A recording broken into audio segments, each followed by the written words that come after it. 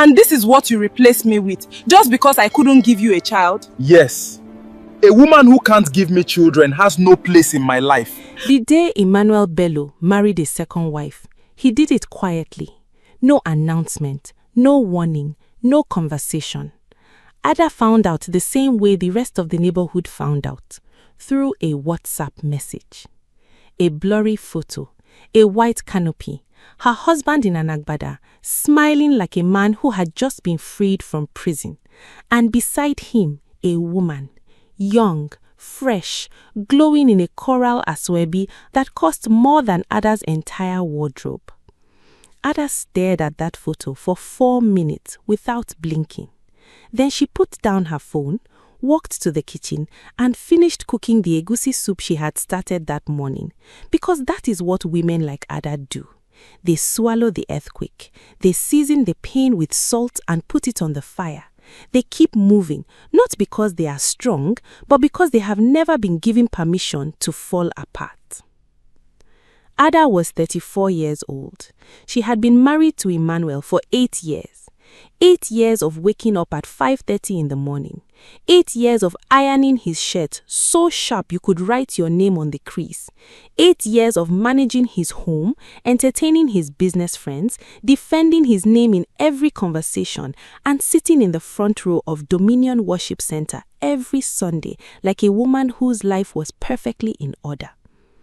But behind that pressed wrapper and that careful smile was a woman who had been quietly breaking for years, because Ada's womb had not produced a child.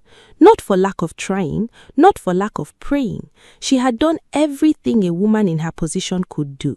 She had visited 3 hospitals in Lagos, 1 specialist in Abuja, and 1 old woman in Edo State who gave her bitter black liquid to drink at midnight while facing east. She had done IUI. She had started IVF twice.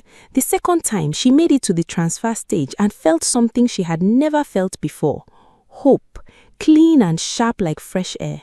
Then the test came back negative, and that hope shattered so loudly inside her, she was surprised Emmanuel did not hear it from the next room. He did not ask how she was feeling that night. He was on a call with a business contact. He laughed 3 times during that call. She counted. What Emmanuel saw when he looked at their marriage was not a woman who was suffering. He saw a problem that needed a solution. He was the kind of man who wore designer shoes and quoted scripture in the same breath. He drove a Prado, sat on the board of 2 companies, and had a mother, Mrs. Titi Bello, who called every Sunday not to ask how Ada was doing, but to ask the same question she had been asking for 6 years. Any news? 2 words, wrapped in a smile, sharp as a blade. Mrs. Titi Bello was the kind of woman who wore expensive lace to church and spoke in a soft voice that somehow always managed to wound. She had never shouted at Ada, she had never insulted her directly, but every visit, every phone call, every family gathering, she found a way to remind the room that Ada had not yet performed her most important duty as a wife. My son deserves to hear the sound of children in his house, she said one Christmas, loud enough for the entire living room to hear, while Ada was in the kitchen cutting chicken. Nobody corrected her. Nobody said anything. Ada heard it, felt it land on her chest like a stone, and continued cutting. That was the world Ada lived in. Quiet violence dressed in lace and perfume. So when the WhatsApp photo came, that blurry image of Emmanuel and his new bride under a white canopy, Ada was not completely shocked. Somewhere deep in her body, in the part of her that had learned to read the silence in her marriage, she had known something was coming. She just did not know it would come like this, without a word, without a fight, without even the dignity of a warning. She finished the egusi soup, she set the table, she sat down and ate alone.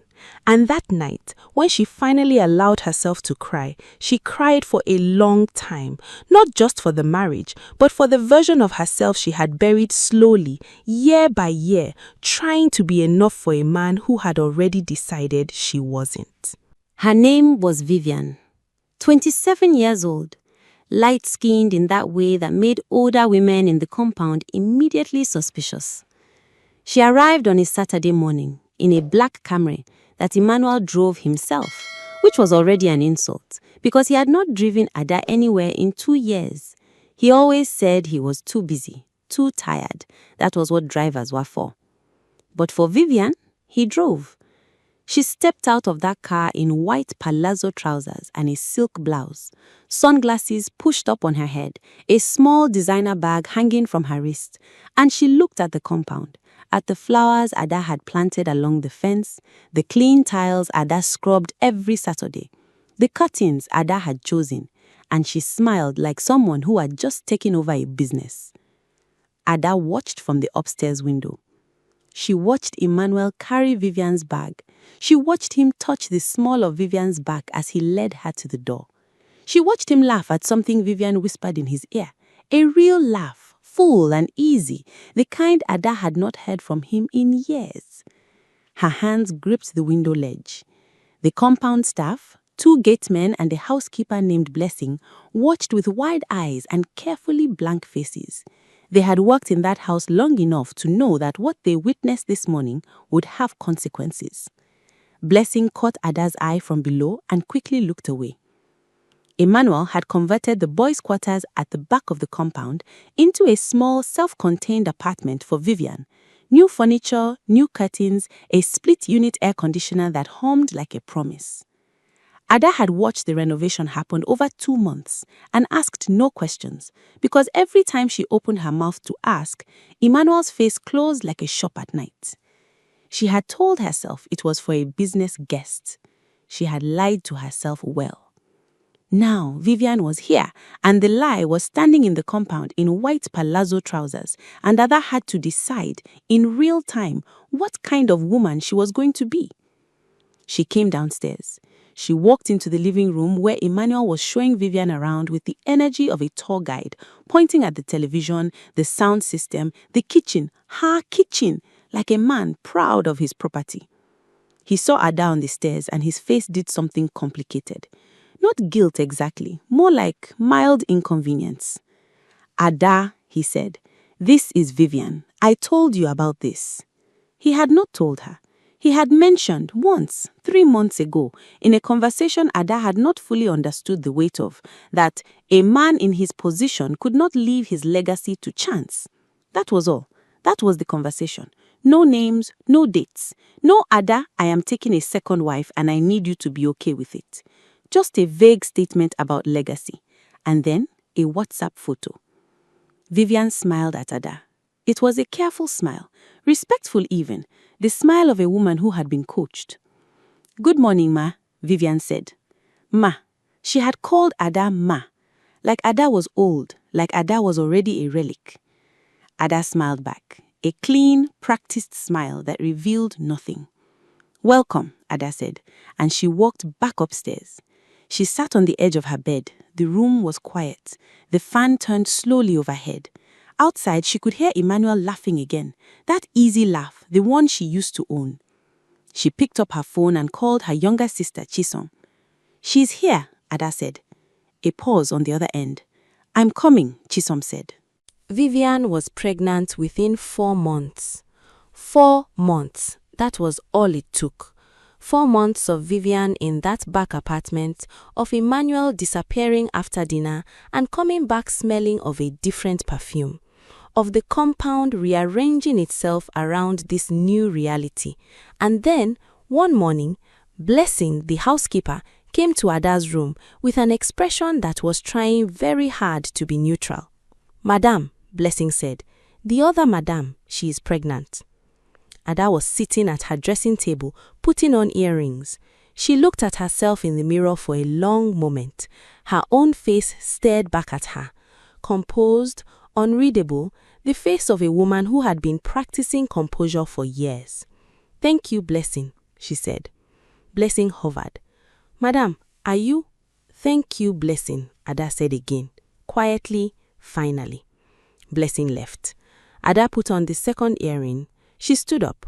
She straightened her skirt. She went downstairs and made breakfast. But inside her chest, something was happening that she could not name. It was not quite jealousy. It was not quite grief. It was something older and heavier. The particular pain of a woman who had tried everything, spent money she did not have, endured procedures that left her bruised and hollow, prayed until her knees ached, and then watched another woman achieve in 4 months what 8 years could not give her. The news spread through the family like a brush fire. Mrs. Titi Bellew called Emmanuel 3 times that day. She did not call Ada at all. She arrived the following weekend with a food flask and a new wrapper for Vivian and enough joy to fill the entire compound. She hugged Vivian the way she had never once hugged Ada, long, warm, like a mother welcoming home a child who had finally done something right. She passed Ada in the corridor with a smile that said everything her mouth did not say. The church women were next. Word reached Dominion Worship Center by the following Sunday. Ada sat in her usual seat at the front and felt the shift in the atmosphere.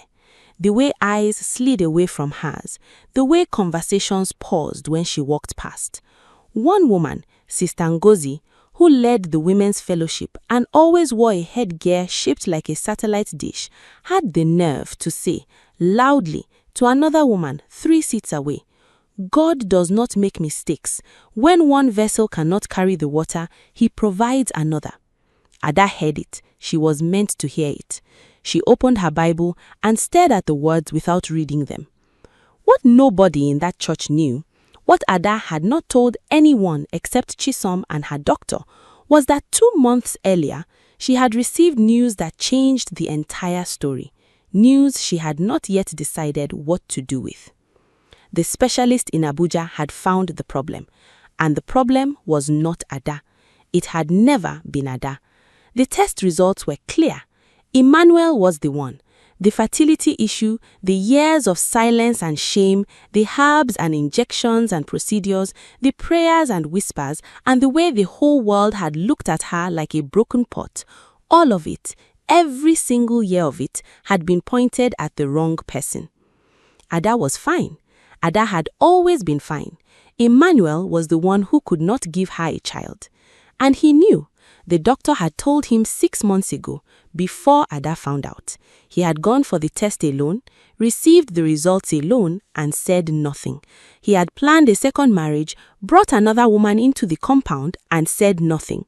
He had let the world believe it was Ada's fault because the alternative, admitting the truth, was something his ego could not survive.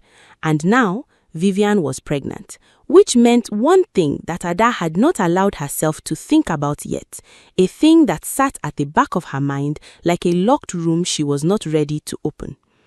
If Emmanuel cannot father a child, then whose baby is Vivian carrying? Ada did not go to anyone with what she knew. Not yet. She moved through the house like water, quiet, present, barely disturbing anything. She cooked, she cleaned. She went to work at the school where she taught English to JSS 2 students who adored her because children always know who is genuinely kind. She came home.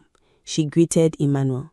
She nodded politely at Vivian, who had started showing by now, a small, neat bump that everyone treated like a miracle sent from heaven. At family dinners, Emmanuel had started insisting on them, a forced togetherness that made Ada's skin crawl. Vivian sat close to Emmanuel, one hand always resting lightly on her stomach, and Emmanuel would touch the bump with a pride so enormous, so visible, it was almost painful to watch. Because Ada alone knew that pride was built on a lie. Chisom came every weekend. She sat in Ada's room and watched her sister with worried eyes. "You have to say something," Chisom said one Saturday. "Ada, you cannot just sit on this information." "I am thinking," Ada said. "You have been thinking for 2 months. Some situations require long thought." Chisom grabbed her sister's hand. "He humiliated you. He brought another woman into your home and let the whole world blame your womb when all along it was him. Ada, say something. Do something." "If I talk," Ada said carefully, "Emmanuel will deny it. He will get his own doctor to produce a different result. He has money. He has connections. I would just be the bitter first wife who is making up stories. Chisom was quiet. But if I wait and I get what I need first. She did not finish the sentence, but her eyes said everything. What Ada had started doing, quietly and without anyone noticing, was building a case. She had made copies of the medical documents from Abuja specialist. She had started speaking to a lawyer, a female lawyer named Mrs. Adaze Peters, who operated from a clean, no-nonsense office in Victoria Island, and who listened to Ada's story with the focused attention of a woman who had heard many stories like this and was tired of how they usually ended. You have grounds, Mrs. Peters said. Fraud, emotional abuse, deliberate concealment of medical information that directly affected your life decisions. And depending on how we approach this, we may also look at the property. The house is in his name, but you have lived there and contributed to that home for 8 years. Ada listened carefully. And the pregnancy, Ada asked. Mrs. Peters looked at her. What about it? If Emmanuel cannot father a child and Vivian is carrying a child, whose child is it? A long silence. That, Mrs. Peters said slowly, is a separate but very important question. The answer came not from a doctor or a lawyer or a private investigator. It came from Blessing, the housekeeper who had worked in that compound for 4 years and knew every corner of it. Blessing, who had been caught between 2 women and had quietly, steadily been watching and collecting information the way only people who are considered invisible can. She knocked on Ada's room door on a Tuesday evening when Emmanuel was traveling for business. She sat down, she folded her hands, and she told Ada everything. Vivian had not come into the marriage as a stranger. Vivian and Emmanuel's younger brother, Femi, had been in a relationship for 2 years before Emmanuel saw her and wanted her for himself. Femi had stepped back, or been pushed back, because you did not refuse your older brother, especially not when that older brother was the one who paid your rent and funded your business. But stepping back did not mean stepping away. They have been seeing each other, Blessing said, eyes down, voice low. Since she moved in when Oga travels, every time. Ada sat very still. Femi is the one, Blessing said. The baby, it is Femi's baby. The room was completely silent. Outside, a generator hummed. Somewhere down the street, a car horn sounded. The ordinary sounds of a Lagos evening continuing as if the earth had not just shifted on its axis. Ada looked at Blessing for a long time. How do you know this for certain? Ada asked. Blessing reached into the pocket of her uniform and placed a phone on the bed, an old Samsung. Vivian left it in the kitchen one day. I saw the messages before she came back. Ada did not touch the phone. Blessing, she said carefully. Do you understand what you are doing? I understand, ma. I have been in this compound 4 years. I have watched what they did to you. It is not right. Ada looked at the phone for a long moment. Then she picked it up.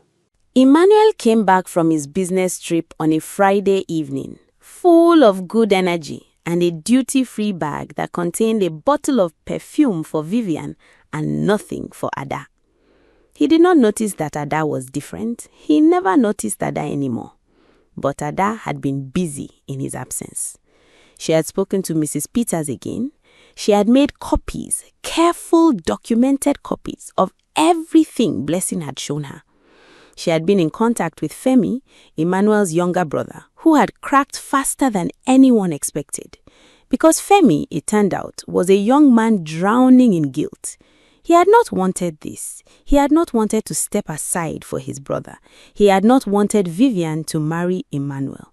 He had gone along with it because that was what you did in families like theirs, where the eldest son's word was gospel.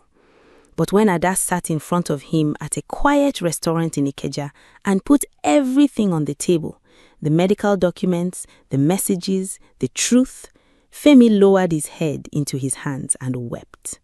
I am sorry, he said. I am so sorry, Ada. I did not know he was going to blame you. I did not know all of this was happening to you. The baby is yours, Ada said. It was not a question. Femi said nothing for a long time. Yes, he finally said. Ada nodded. She picked up her bag. She stood up to leave. Ada, Femi said, what are you going to do? She looked at him. The right thing, she said, which is what everyone in your family should have done from the beginning. The Sunday she chose was not an accident. Ada had grown up understanding that in Nigerian life, some things must be witnessed to be real. A secret told in a lawyer's office dies in that office. A secret told in church in front of the whole congregation, in front of the women who called you barren, and the mother-in-law who smiled at you with pity, and the husband who let the world believe you were the broken one, that kind of secret has a different kind of life. It grows wings.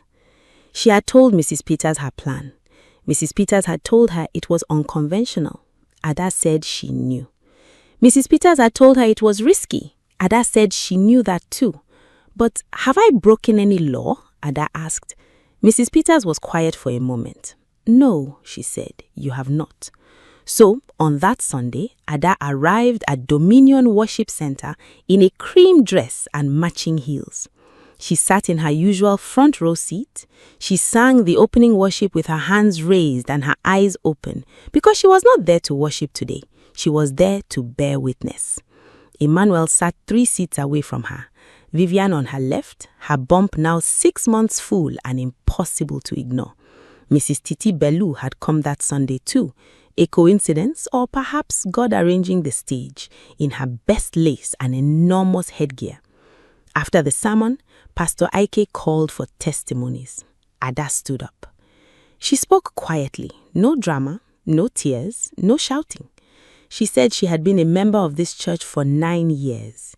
She said she had sat in that building and been prayed for week after week for the fruit of the womb. She said she was grateful for every prayer. Then she said she wanted to share what she had recently found out.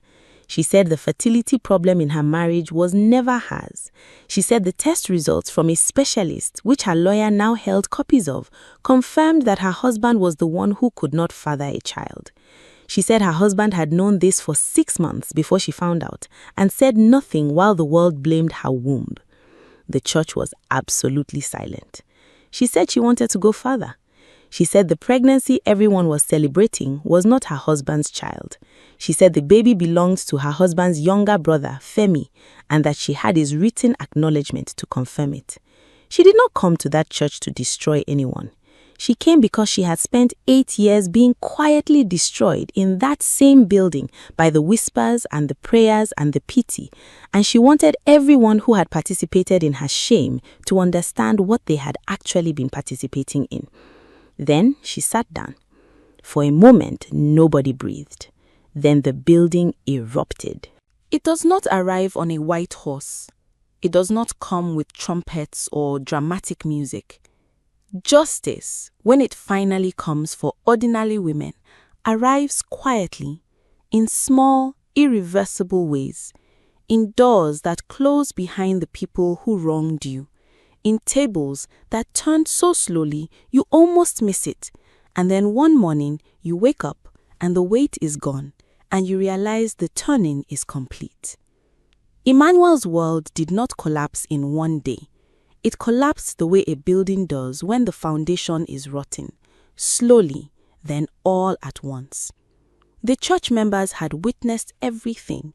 In a community where reputation is currency, what Ada said that Sunday morning spent Emmanuel's account down to 0 in a matter of days. His business partners began to hear the story. His board colleagues, his friends who had attended the wedding, who had toasted to his legacy, who had congratulated him on the pregnancy. Nobody said it to his face. That is not how it works. They just became unavailable. Calls went unanswered, meetings were postponed, invitations stopped coming. Mrs. Titi Bello, the woman who had spent 6 years suggesting to anyone who would listen that Ada was a dry riverbed, Mrs. Titi Bello did not show her face in church for 3 months after that Sunday. When she finally returned, she sat at the back. She wore no headgear. Vivian left the compound 2 weeks after the Sunday revelation. She went back to her family. Femi, to his credit, stepped up. He was not a rich man, he was not ready, but he was present, and he told the truth to everyone who needed to hear it, and he sat with Vivian through the remaining months of the pregnancy. And when the baby came, a girl, small and loud and perfectly healthy, he held her with shaking hands and called her his daughter. Ada did not feel anything complicated about the baby. A child had done nothing wrong. A child was innocent. She sent a small gift through Chisom, a white blanket, no card. The divorce was finalized 7 months after that Sunday. Mrs. Peters was thorough. The house became Ada's. 8 years of marriage, documented contribution to the household, and a husband whose credibility had been comprehensively destroyed gave Ada's lawyer everything she needed. Emmanuel signed. He did not fight. There was nothing left to fight with. On the day Ada got the keys, her keys now, to her house now, to the compound with the flowers she had planted along the fence, she stood at the gate for a long time. She thought about the woman she had been when she first walked through that gate as a new bride, young, hopeful, terrified, so eager to be loved. She thought about the years she had spent shrinking, swallowing, surviving. She thought about every bathroom floor she had cried on, every prayer she had prayed facing a ceiling that seemed made of stone. Every time someone had looked at her with pity and she had smiled and thanked them. She thought about the Sunday morning, the silence before the eruption, the strange, clean feeling of finally being heard. She pushed the gate open and walked in. Blessing was in the compound watering the flowers. She looked up. She smiled. A real smile, the kind that takes over the whole face. "Welcome home, madam," Blessing said. Ada looked around the compound, at the flowers along the fence, the clean tiles, the curtains she had chosen still hanging exactly as she had placed them. She breathed in. "Thank you, Blessing," Ada said. "Call a plumber tomorrow. I want to fix that tap in the back bathroom." "Yes, ma." Ada walked into her house. Her house. She went to the kitchen and put on the kettle. She sat at the kitchen table and looked out the window at the morning light coming through the leaves. Her phone buzzed. A message from Chisom. "How does it feel?" Ada smiled. She typed back slowly, like the first day of something. Outside, a neighbor's child was laughing, a loud, free, unself-conscious laugh that bounced off the walls of the street. Birds were doing something complicated in the mango tree by the fence. The kettle began to whistle. Ada got up to make her tea. She was 35 years old. She had survived a marriage that tried to make her disappear. She had her health. She had her sister. She had a house with flowers along the fence and a kettle that was singing. She had herself, fully, finally. And some mornings, in the quiet before the world wakes up, that is more than enough. If this story moved you, share this with someone who needs to hear it today. And if you haven't already, subscribe so you never miss a story, because every week we tell the stories that don't get told anywhere else.